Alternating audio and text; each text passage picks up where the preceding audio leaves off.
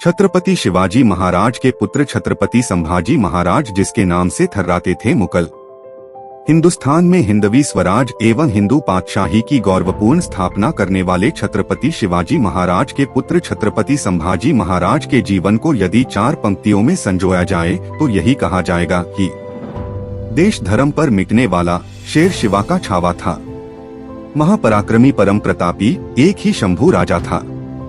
संभाजी महाराज का जीवन एवं उनकी वीरता ऐसी थी कि उनका नाम लेते ही औरंगजेब के साथ तमाम मुगल सेना थर्राने लगती थी। संभाजी के घोड़े की टाप सुनते ही मुगल सैनिकों के हाथों से अस्त्र शस्त्र छूटकर गिरने लगते थे। यही कारण था कि छत्रपति शिवाजी महाराज की मृत्यु के बाद भी संभाजी महाराज ने हिंदवी स्वराज को अक्षुण्ण रखा था। वैसे शूरता वीरता के साथ निडरता का वरदान भी संभाजी को अपने पिता शिवाजी महाराज से मानो विरासत में प्राप्त हुआ था। राजपूत वीर राजा जयसिंह के कहने पर उन पर भरोसा रखते हुए जब छत्रपति शिवाजी औरंगजेब से मिलने आगरा पहुंचे थे तो दूरदृष्टि रखते हुए वे अपने पुत्र संभाजी को भी साथ लेकर पहुंचे थे। कपट के चलते औरंगजेब ने शिवाजी को कैद कर लिया था और दोनों पिता पुत्र को तहखाने में बंद कर दिया। फिर भी शिवाजी ने कूटनीति के चलते औरंगजेब से अपनी रिहाई करवा ली। उस समय संभाजी अपने पिता के साथ रिहाई के साक्षी बने थे।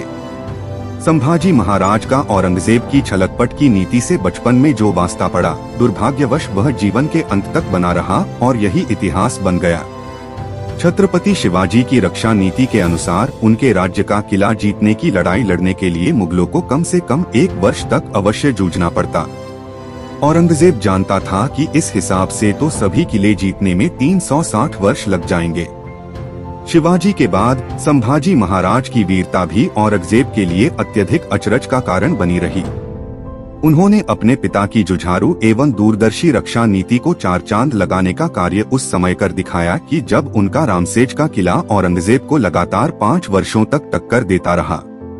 इसके अलावा संभाजी महाराज ने औरंगजेब के कब्जे वाले औरंगाबाद से लेकर विदर्भ तक सभी सूबों से लगान वसूलने की शुरुआत कर दी, जिससे औरंगजेब इस कदर बौखला गया कि संभाजी महाराज से मुकाबला करने के लिए वह स्वयं दक्खन पहुंच गया।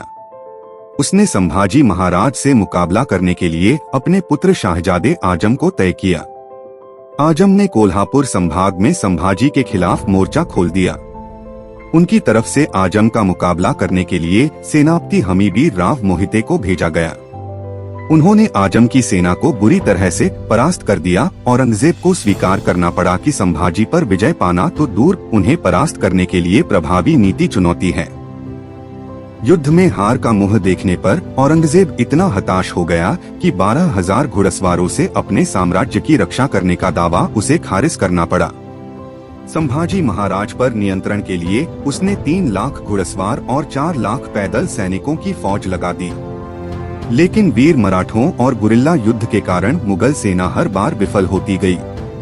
औरंगजेब के मन में व्याप्त भय का अंदाजा इसी बात से लगाया जा सकता है कि जब बीजापुर के कुछ चुनिंदा मौलवी औरंगजेब के पास इस्लाम और मजहबी पैगाम के आधार पर सुलह करने पहुंचे तो उसने स्पष्ट कर दिया कि वह कुरान के आधार पर बीजापुर के आदिल शाह से कभी भी सुलह कर सकता है। लेकिन उसकी सबसे बड़ी चिंता दक्षिण में संभाजी महाराज हैं, जिनका वर्चस्व लगातार बढ़ता जा रहा था। औरंगजेब ने बार बार पराजय के बाद भी संभाजी से महाराज से युद्ध जारी रखा। इसी दौरान कोंकण संभाग के संगमेश्वर के निकट संभाजी महाराज के 400 सैनिकों को मुकर्रब खान के 3000 सैनिकों ने घेर लिया और उनके बीच भीषण युद्ध छिड़ गया। इस युद्ध के बाद राजधानी रायगढ़ में जाने के इरादे से संभाजी महाराज अपने जांबाज सैनिकों को लेकर बड़ी संख्या में मुगल सेना पर टूट पड़े। मुगल सेना द्वारा घेरे जाने पर भी संभाजी महाराज ने बड़ी वीरता के साथ उनका घेरा तोड़कर निकलने में सफल रहे। इसके बाद उन्होंने रायगढ़ जाने की बजाय निकट इलाके में ही ठहरने का निर्णय लिया। मुकर्रब खान इसी सोच और हताशा में था कि संभाजी इस बार भी उनकी पकड़ से निकलकर रायगढ़ पहुंचने में सफल हो गए। लेकिन इसी दौरान बड़ी गड़बड़ हो गई कि एक मुखबिर ने मुगलों को सूचित कर दिया कि संभाजी रायगढ़ की बजाय एक हवेली में ठहरे हुए हैं। यह बात आग की तरह औरंगजेब और उसके पुत्रों तक पहुंच गई कि संभाजी एक हवेली में ठहरे हुए हैं। जो कार्य औरंगजेब और उसकी शक्तिशाली सेना नहीं कर सकी, वह कार्य एक मुखबिर ने कर दिया। इसके बाद भारी संख्या में सैनिकों के साथ मुगल सेना ने हवेली की ओर कूच कर उसे चारों तरफ से घेर लिया। संभाजी को हिरासत में ले लिया गया। 15 फरवरी 1689 का यह काला दिन इतिहास के पन्नों में दर्ज है। संभाजी की अचानक हुई गिरफ्तारी को लेकर औरंगजेब और पूरी मुगलिया सेना हैरान थी। संभाजी का भय इतना ज्यादा था कि पकड़े जाने के बाद भी उन्हें लोहे की जंजीरों से बांधा गया। बेड़ियों में जकड़कर ही उन्हें औरंगजेब के पास ले जाया गया। इससे पूर्व उन्हें ऊंट की सवारी कराकर काफी प्रताड़ित किया गया। संभाजी महाराज को जब दीवाने खास में औरंगजेब के सामने पेश किया गया, औरंगजेब के सामने संभाजी राजे और कवराज बंदी अवस्था में खड़े थे। औरंगजेब से आज तक किसी की हिम्मत नहीं हुई थी नजर से नजर मिलाने की, लेकिन संभाजी राजे सर बिना नीचे झुकाए उसके नजर से नजर मिला रहे थे। इस पर संभाजी के साथ कैद कवि कलश ने कहा, हे राजन, तुम तब तेज निहार के तखत त्यजो अवरंग, आंखें निकाल दो इस काफर की। औरंगजेब गुस्से से बोला और उसने कपड़े से बंधा हुआ मुंह खोलने का आदेश दिया। सुवर के औलाद, हम मराठा शेर जैसे जीते हैं और शेर जैसे मारते हैं। मुंह के ऊपर का कपड़ा खुलते हुए गुस्से से बोले। औरंगजेब का आज तक ऐसा अपमान किसी ने नहीं किया था।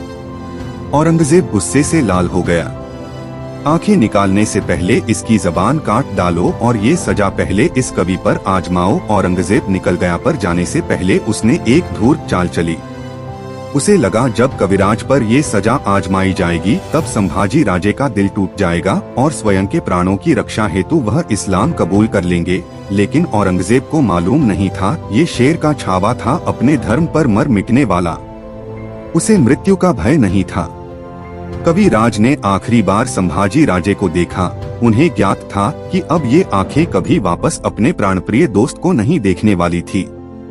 उनके मुख से आवाज निकली, मुजरा राजे। इस जबान से वापस कभी उनको पुकारा नहीं जाने वाला था। कविराज की पहले जबान काटी गई, आंखें निकाली गई। यही सजा बाद में संभाजी राजे को दी गई।